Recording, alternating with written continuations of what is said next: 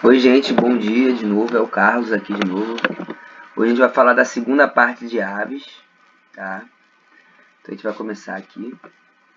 Então, essa aula hoje é para a gente falar sobre a origem e a evolução das aves, tá bem?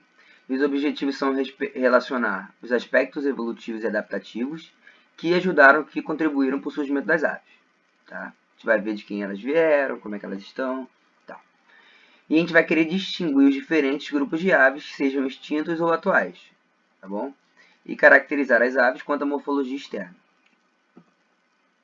E aí existem três questões principais quando a gente discute a evolução propriamente das aves, né? Que a gente pensa na origem do grupo, a origem das penas e a origem do voo. Todo mundo já ouviu falar do Archaeopteryx, né? E aí na origem, como é que a gente vai falar? As aves, elas surgiram lá no Triássico, tá? Na era Mesozoica, lá no período do Triássico. E aí, mas foi lá no Cretáceo que houve grande parte da história evolutiva das aves, tá? Até surgirem os grupos modernos que acontece lá no Terciário. Então lá no Cretáceo foi o maior desenvolvimento evolutivo das aves, maior parte histórica evolutiva. E aí os neolíticos são as aves mais atuais, que vocês vão ver lá no final, foi por mais próximo do período terciário, na era Cenozoica, tá bem? E aí, desde 1758, né, quando Linneu ele colocou as aves no sistema de classificação dos seres vivos, estava tudo tranquilo. Mas aí lá em 1860, quando foi descoberto o fóssil de Archaeopteryx, né, até aquele dia estava tranquilo, até que surgiu o Archaeopteryx. Aí, pô, o termo ave, ele foi colocado totalmente à prova, né, porque esses fósseis de Archaeopteryx, eles tinham algumas características que eram relacionadas com as aves modernas, principalmente as penas, que é uma característica que a gente sempre achou que era exclusivo das aves, mas também tinha outras características que levavam junto dos répteis, que era uma cauda longa, tinha garras nos membros anteriores, dentes, a gente vai ver mais pra frente. E essas características juntaram as aves aos répteis, tá? E aí quando a gente fala de parente mais próximo atualmente dos répteis, dos répteis das aves, são os répteis crocodilianos, que estão vivos até hoje, né? Mas não é o grupo que deu origem a eles, tá? Mas é o mais próximo, seria um primo. E aí Thomas Huxley, né, com uma série de trabalhos lá em 1860, 70, ele selecionou mais ou menos os 35 caracteres que eram partilhados somente por aves e dinossauros terópodes. Então ele tinha a ideia de que as aves vieram dos dinossauros terópodes. Tá? Então ele se baseava principalmente no Archaeopteryx. E aí, nas discussões sobre o grupo mais próximo das aves, né, a gente sempre teve uma discussão, as antigas, né? Baseavam-se nos mamíferos, sendo que morcegos voavam, então morcegos são mamíferos, são próximos de mamíferos. Dos pterossauros, que eram os dinossauros que voavam, tudo que voava a gente botava mais próximo de ave. E os crocodilomorfa, como os répteis, mais próximos botavam ovos, a gente achava que era mais próximo das aves. Mas as ideias atuais são mais divididas entre a ideia do tecodonte e dos terópodes. Mais atual ainda e mais aceita é dos terópodes, tá? Que a gente vai ver. Qual é a hipótese do dinossauro tecodonte, que são essas atuais aqui que eu falei? Ela foi proposta por esse rapaz, o Gerhard Riemann, né? Que aí comparou o Archaeopteryx e outras aves com uma grande lista de répteis pré-históricos, tá? E aí ele percebeu que as aves tinham as clavículas fundidas, que é a fúrcula, né? E aí as clavículas eram conhecidas só, essas fúrculas eram conhecidas só nos répteis mais primitivos, tá bem? E elas não tinham sido identificadas nos dinossauros, então elas meio que pularam os répteis e os dinossauros para ele. Então, para ele, as aves não vieram dos dinossauros, mas sim dos répteis, né? Porque ele se baseava nesse princípio aqui, ó, o princípio de Dolo. Esse princípio de Dolo afirma que a evolução não é reversível. Então, se aquela característica apareceu, que é a fúcula, e ela foi perdida, ela não tem como aparecer de novo, né? Ela não tem como surgir novamente se ela já foi perdida, né? Então ela se baseava no princípio de Dolo. E essa hipótese rejeita que sejam os dinossauros terópodes como os ancestrais das aves, tá? E aí ele assumia que os tecodontes, por terem as fúrculas, eram os ancestrais das aves. Argumentos favoráveis: a ausência de fúrcula entre os terópodes, tá? A lei de Dolo, que dizia que um caráter que é perdido na evolução não vai aparecer naquela mesma linhagem, tá? E as aves eram altamente especializadas, então deveriam ser formadas de ancestrais que eram mais primitivos morfologicamente. E não dos dinossauros, que eram altamente especializados, tinham especializações muito grandes, tá? E a hipótese que é mais aceita hoje em dia, que é do terópode, né? Ela é baseada com alguns argumentos que são favoráveis. Essa espécie, esse grupo aqui, que é o Deinonychus, que tinha similaridade com o Archaeopteryx, tá? Então esse aqui é um terópode, que era muito próximo do Archaeopteryx, e foi analisada caramba, filogeneticamente por vários autores, tá? E embasada em caracteres que são sinapomórficos, tá? Que são exclusivos desse grupo, que são postura bípede, escamas epidérmicas, o pescoço longo em forma de S, a pelvis opistopúbica, ou seja, o osso do pubis é voltado para trás, tá? E ossos longos e ocos, tá? Que aí surgem os ossos pneumáticos. E a gente pode ver nessa imagem, né, algumas características dos terópodas aqui na esquerda, até o Archaeopteryx e as aves mais atuais. A gente está vendo o osso do isquio e o do pubis, e aí eles vão se juntando, ó, tá vendo? Eles vão ficando mais próximos. O Archaeopteryx é um pouco mais longo, mas quando a gente vê as aves mais modernas, a gente percebe que o osso do pubis ele é quase colado no osso do isquio. Então essa é uma característica que possibilita a gente falar que os terópodas são os mais próximos das aves, tá? Quando a gente fala do pulso e da mão, olha a mão e o pulso dos terópodas, como elas vão se desenvolvendo, e aí começa a surgir aqui nos Velociraptors uma meia-lua, né? Então vai ter uma meia-lua nesse pulso, vai ter um formato de meia-lua, que vai possibilitar esses pulsos a se flexionarem para as laterais, possibilitando muito melhor a parte da formação das asas, aquela parte mais para trás, mais posterior das asas, tá? Além dos 3 dígitos nas mãos que são atrofiados nas aves, ó, atrofiados, enquanto esses 3 dígitos eram 4, eram 3 e vai se atrofiando até se formar em um só, tá? E além disso, as clavículas dos terópodas, isso aqui que tentava derrubar, ó, aqui a setinha saiu. Isso aqui que é a hipótese do Tecodonte queria derrubar, porque os terópodas não têm clavículas fusionadas.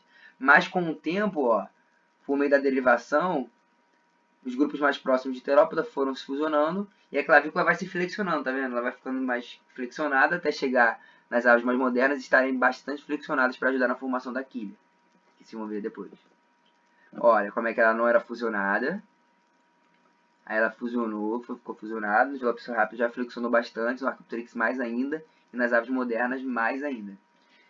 E uma coisa que aconteceu, ó, lá nos Estados Unidos, né, nessa cidade, nesse local de Montana, não lembro se é cidade, né, desculpa, né, nesse local, foi descoberto o fêmur do T-Rex. E nesse fêmur existiam tecidos moles. Como assim tecidos moles? Existiam células endoteliais e osteócitos, tá? E aí essa cientista que é Mary Schweitzer, eu acho que é esse o nome dela, ela era do mesmo grupo desse cientista que descobriu o fêmur, que achou esse fêmur, ela conseguiu, a partir dessas estruturas, identificar o sexo de um Tiranossauro Rex, baseado no tecido ósseo do fêmur. Como assim? Ela utilizou, ela analisou e percebeu que tinha um osso medular, a existência de um osso medular nesse fêmur, que isso ocorre em fêmeas durante a postura dos ovos. Então ela percebeu a partir desse osso medular que poderia ser uma fêmea, tá? E também a preservação de estruturas semelhantes ao tecido sanguíneo, que são essas estruturas aqui, ó. As células vermelhas. E ela descobriu, esse grupo descobriu em 2007, principalmente com ela, né? A descoberta de uma proteína no tecido ósseo, até um resquício de colágeno, né? E esse colágeno, pelas análises da database, né, da base de dados das aves atuais, o colágeno do T-Rex era muito relacionado, era bem relacionado com o das aves, tá? Então eles ficaram bem próximos. Imagina, a galinha ser um T-Rex. E agora a gente vai dar umas características do Archaeopteryx, né? Para a gente começar a se basear, comparar com os répteis, tá? Então o Archaeopteryx ele tinha penas, tinha extremidades anteriores modificadas, que são as asas já. Lembra que foi dobrando lá o pulso teve meia lua para poder flexionar. A fúrcula, que é uma clavícula modificada, fusionada, tá? Os ossos dos pubis voltados para trás. E foi juntando lá com o isco, lembra disso. Os ossos do pé parcialmente fusionados. Tudo que é fusionado para diminuir o peso, tá? Lembre-se disso. Primeiro dedo, que é o hálux, naquela questão posterior. E aí similaridade com os répteis, tá? Dentes, que os répteis também tinham, cauda comprida, costela sem articulações, costelas abdominais. Ainda não tinham a quilha, que era o externo. Então, o Archaeopteryx, se a gente considerar a primeira ave, não tem essa quilha, tá? Esse externo. Os côndilos occipitais. Mamífero tem 2 côndilos, são essas bolinhas azuis na imagem. As aves e os répteis têm um côndilo só. Isso facilita muito a dobra do pescoço, a movimentação angular, a direção do pescoço das aves. Um ossículo único na orelha média em répteis e aves, que é essa parte que é avermelhada aqui, tá? Ao invés de nos mamíferos que tem 3, que é o martelo, bigorna e estribo, que todo mundo conhece. Nos répteis e nas aves, a gente tem 5 ossos fusionados na mandíbula. Olha como é que é próximo, parece muito, né? E o mamífero só tem um osso, que é o dentário. As células vermelhas, eritrócitos, glóbulos vermelhos, hemácias, tem núcleos, tá? São nucleadas nas aves e répteis, e quando os mamíferos perdem esse núcleo, são anucleadas. O ovo, que é importantíssimo, todo mundo compara réptil com ave por causa disso. Então, o ovo amniótico de aves e répteis. Os ovos são mais rígidos, mais duros das aves, porque elas têm mais cálcio, mais acúmulo de cálcio na casca. A presença de dente de osso em aves e répteis para quebrar na hora da eclosão o ovo. E uma coisa muito legal que a gente vai ver agora, que é a origem do voo, né? Então a gente tem duas origens, mais ou menos, né, que a gente calcula. Ou é cursorial, que é de corrida mesmo, que a asa ajudava na corrida. Ou uma questão arbórea, que planava de acordo com as árvores mais altas ali, ela planava para poder sobreviver. Então a hipótese cursorial, né? As asas elas davam uma ajuda, davam mais velocidade para a corrida, então ela corria e pulava. E aí tu chegava mais longe, a gente caracterizava isso como um voo, como está nessa imagem aí embaixo. E aí é fundamentado que essa hipótese é fundamentada que as aves atuais, as mais antigas, as atuais mais antigas, elas são terrestres. Aí a gente vai ter ema, avestruz, todos esses seres que são aves que correm e pulam, abrindo as asas e chegam um pouquinho mais longe, mas não voam muito tempo, tá? E aí na hipótese arbórea, né, é que as extremidades anteriores foram se modificando, e aí existem também outros animais que planam desde as árvores, ou seja, já estão no alto das árvores e planam. Anfíbios, mamíferos, cobras, répteis fazem isso.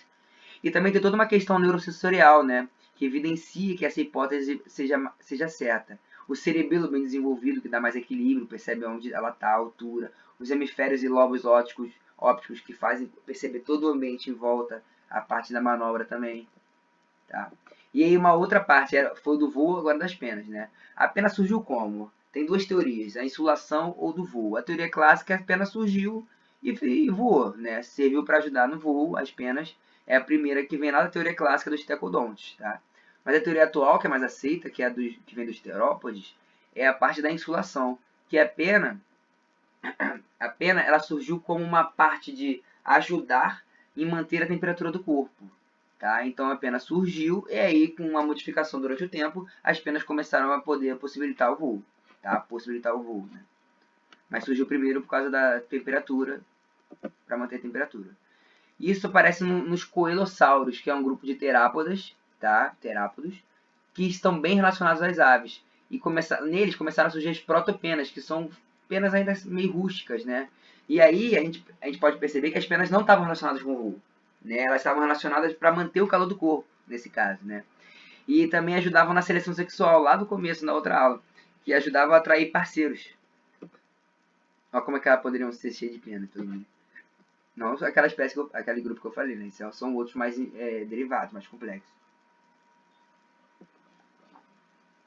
Aqui uma outra espécie, já com bastante pena, que é o Archeones.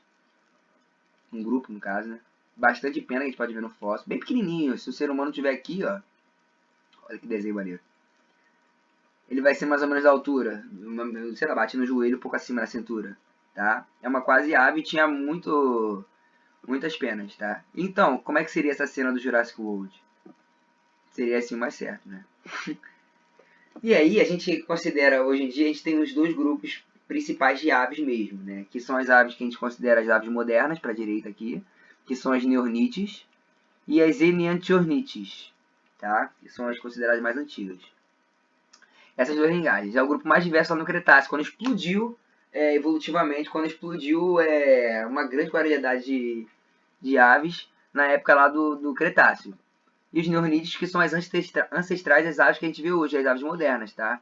As mergulhadoras eram as esperornis e as semelhantes a andorinhas eram as ictiones. Tá? São as ancestrais. Só que aí rolou a extinção lá do Cretáceo, né? Teve aquela extinção do KPG, que é do Cretáceo Palogeno. E sobrou quem? Sobraram as, vou voltar aqui, as neornites, tá? Grande parte. E aí, quando a gente pega as neornites, a gente vai dividir em dois grupos principais, né? Que são as ratitas, as paleoignate, que são as ratitas que não voam, avestruzes, emas, emus e casuares, e kiwis, tá? A gente tem o iambu, a gente tem o emu, a gente tem a avestruz, a gente tem a ema. Então, esses grupos são os paleognate, tá?